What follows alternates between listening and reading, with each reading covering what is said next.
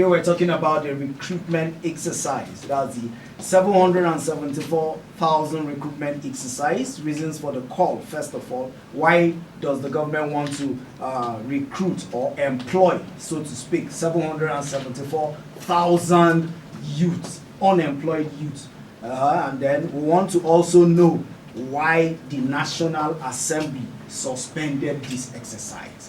Nigerians have been calling, they've been asking, because this particular program is a program that tells them whatever happens within the polity, most especially issues within the National Assembly. We well know that within the week, the Senate and the House of Representatives on Wednesday urged President Muhammadu Buhari to suspend the implementation of the plan to recruit 774,000 Nigerians for special public works across the country. And Elvis, we all know that the position of both chambers of the National Assembly followed a sharp disagreement between the National Assembly and the Joint Committee on Labour, Employment and Productivity, and the Minister for State for Labour and Employment, that is talking about Festus Keyamo San, over the modalities for appointing the 20-member selection committee for the program. Keyamo, who had appeared at an interactive session organized by the Joint Committee, opposed the resolution of the Joint Committee to resolve into a closed-door session. The minister said he rejected the lawmakers' decision to quiz him behind closed doors because of the need to ensure transparency and accountability, which, well, Nigerians feel it's okay for him to say so. However, the Senate had on Wednesday held an executive session apparently to deliberate on the fiasco between the minister and the lawmakers. It was learned that during the closed session, which lasted for about 2 hours, the lawmakers expressed shock at the behavior of Festus Keyamo and his insistence that the National Assembly cannot direct him on what to do concerning the recruitment. The chairman Senate Committee on Media and Public Affairs, Senator Dr. Bashiru Ajibola, and his House of Representatives counterpart, Honorable Benjamin Kalu, in a statement, insisted that the implementation of the program must be put on hold until its modalities are explained to the National Assembly. Well, it is a super packed Thursday, and it is at this juncture that I would have loved to say let's go on a short break, but we won't go on a short break at this moment, because right now in the studio we have the anchor man himself. He's here to tell us, and the listener out there also wants to hear. We have a senior citizen, a man who is well abreast with the workings of the National Assembly, and he has been in politics from way back.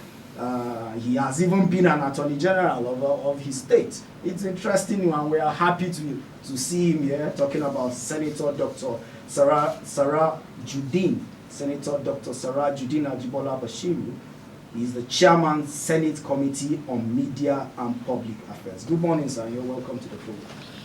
Good morning. Happy to be here, but I think it's very important to make certain important clarifications from your intro, because it may create a very wrong impression. I will say that I don't know where you got your report of what transpired at the executive session of the Senate, but I will say that Festus Keyamo was not discussed at our executive session. He's an appointee of the president, and we are also elected like the president. If you have any issue to raise, we'll raise it rather with the president, commander-in-chief, not with an appointee who does not enjoy the mandate of Nigerian people as we have done. So I think that's a very wrong impression. With respect to his office, it's so insignificant for us, while only legislator to be discussing an individual who is an appointee of the Mr. President.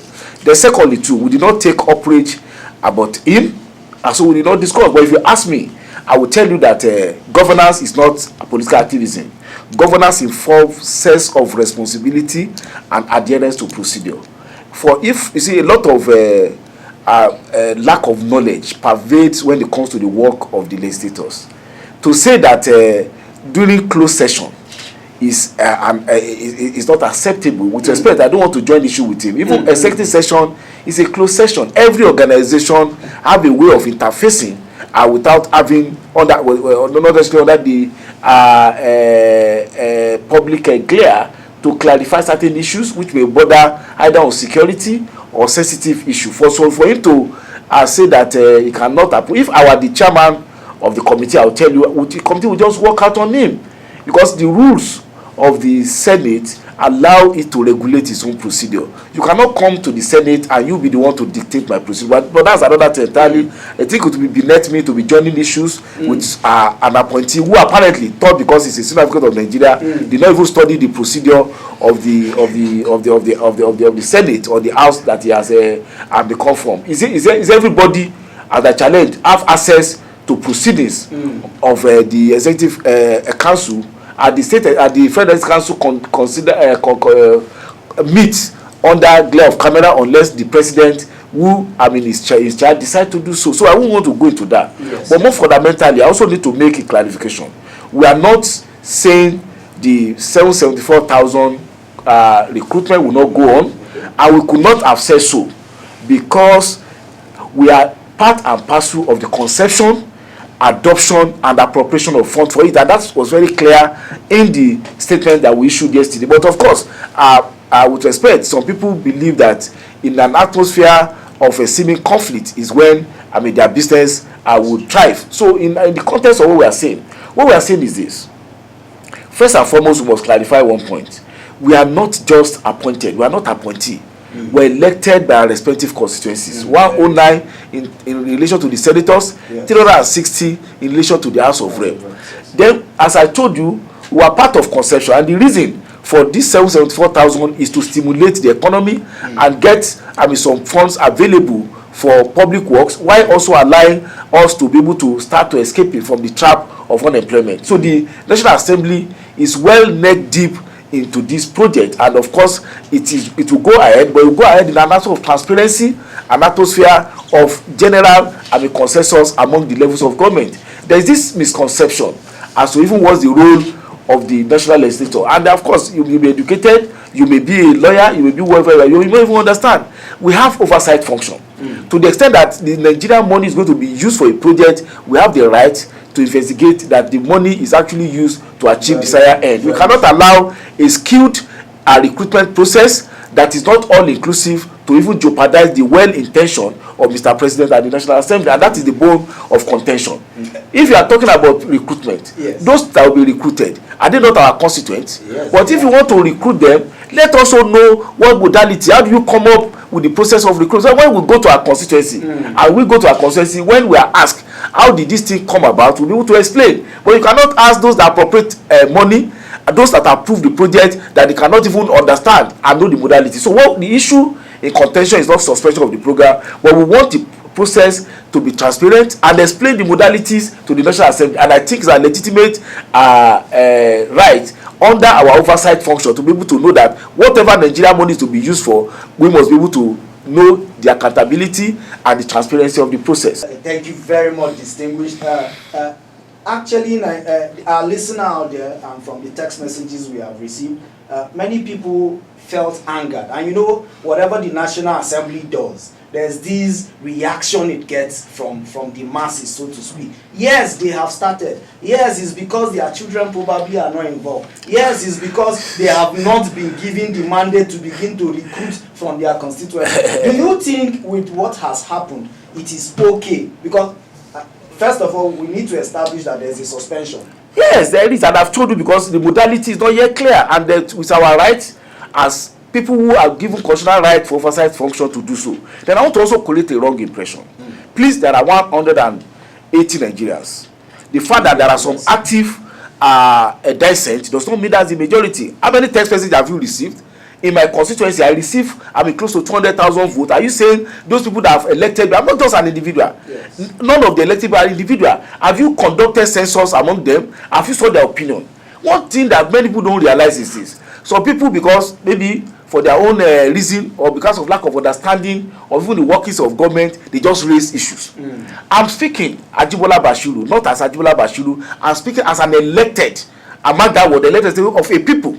And those people, I'm accountable to them too. They are going to ask me questions when I get back to my country. So for some individuals who are just ordinary individual, they don't even have responsibility to account to anybody to now be the one to dictate. What we are saying is this: you said constituents are to be employed. Are the people that elected us, are they not Nigerians? The people that gave us the mandate to sit on lawmaking for good governance, on oversight function, are they not Nigerians? So when you talk, maybe because, and I will tell you something from historical development of our government in Nigeria, there appear to be lack of knowledge about even the workings of the National Assembly and legislative arm, because the legislative arm appear to be the least developed of the three arms of government. And I will take you back to memory lane. Between 1960 and 1966, that was a legislative arm, the parliament. And of course, we are doing parliamentary system of government. But when the military struck January 15, 1966, until 1979, there were no legislative arm. You only have executive and judiciary. Of course, there is a loss of knowledge, loss of experience, and loss of exposure to the work and the relevance of legislators. Then in December 31, 1983, when another military junta struck, from that time, relatively, except for very short interregnum of less than 2 years, there was no legislative arm in the country until 1999. So the longest legislative experience that we have is from 1990 now. So when people are already used to a government that only operates by the executive, you cannot appreciate the essence of legislative. And I will tell you the essence of legislative. If you go to read history of democracy in the world, it is the legislator that is the representative of the people.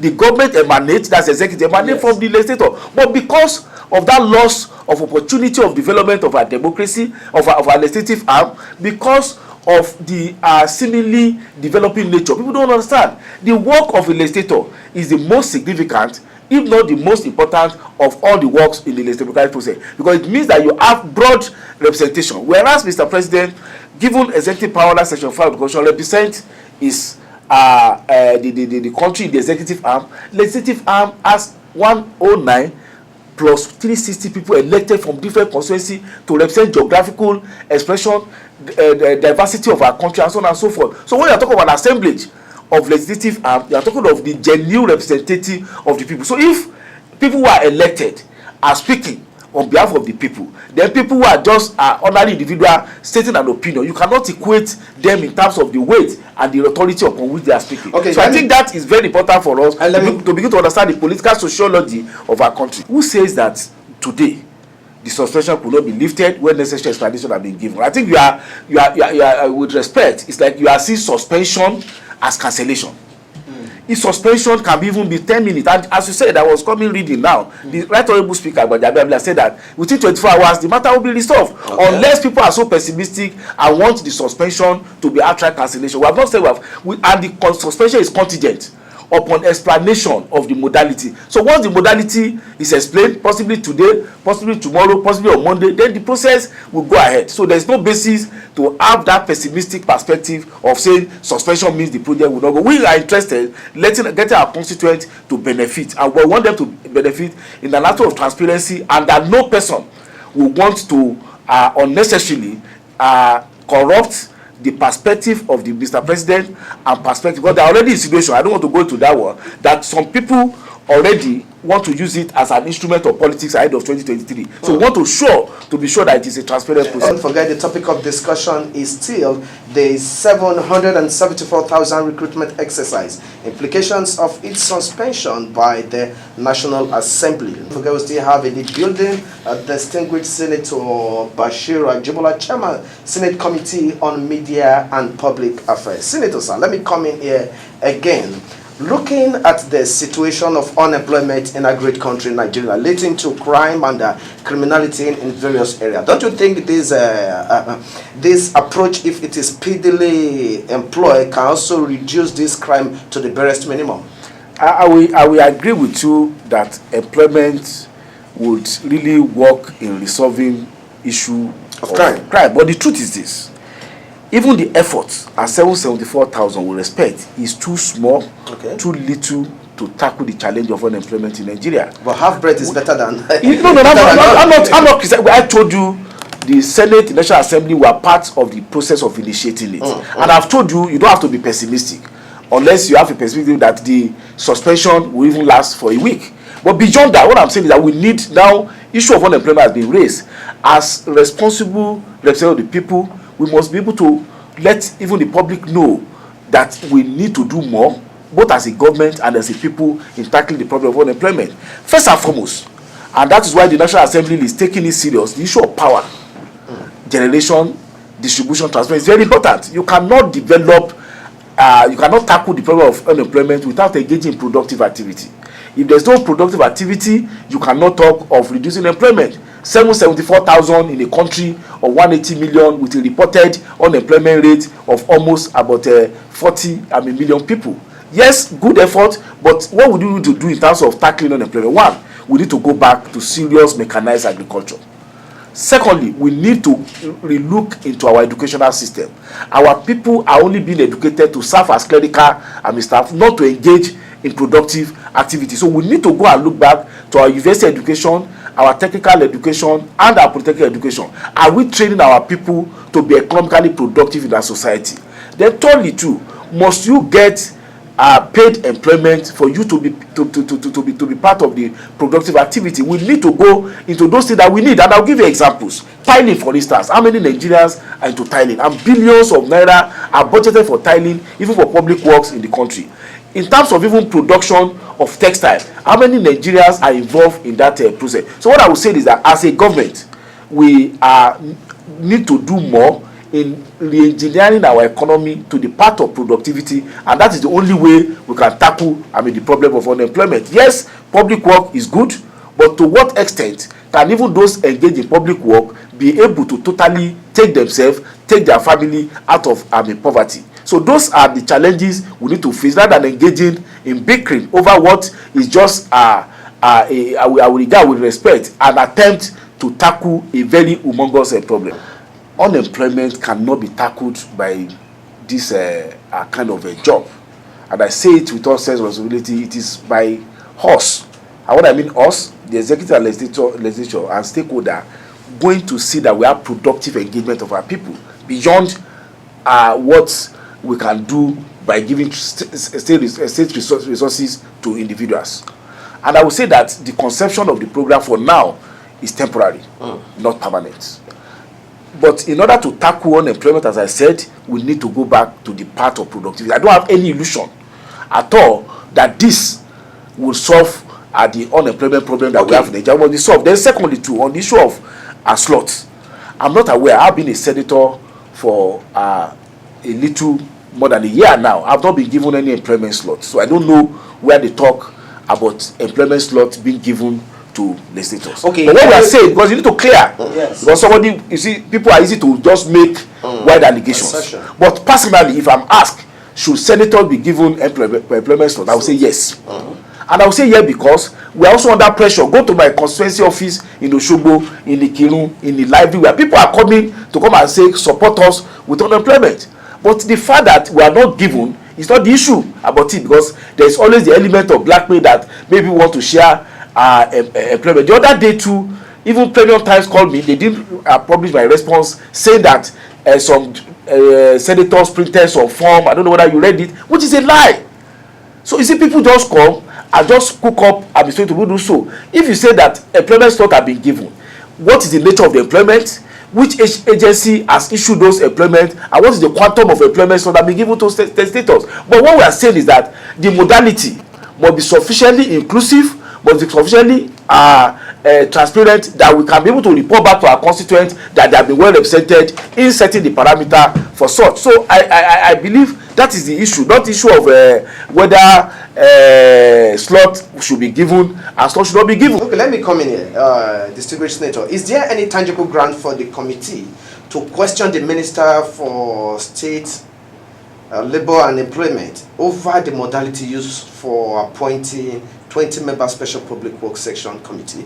There are. I've told you, the fund that will be spent on that program is appropriated by the National Assembly. It's not anybody's private fund, and the job of the National Assembly is to appropriate fund and also ensure the way it is used. The mode of recruitment, the mode of selection, they go to the utility of a fund that have been given to them. So for somebody to say that you cannot the issues cannot be raised about that does not constitute the fact that there's separation of power. There's also checks and balances. So the exercise of the asking such questions go to the issue of checks and balances. And I'll give you an example.